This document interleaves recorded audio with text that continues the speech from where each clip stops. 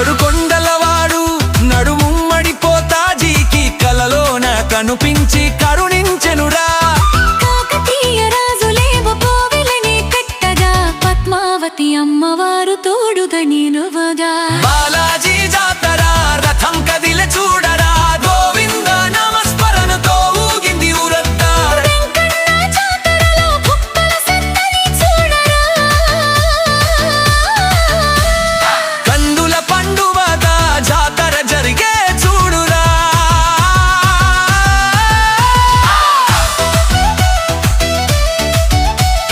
Govinda Govinda Govinda Govinda.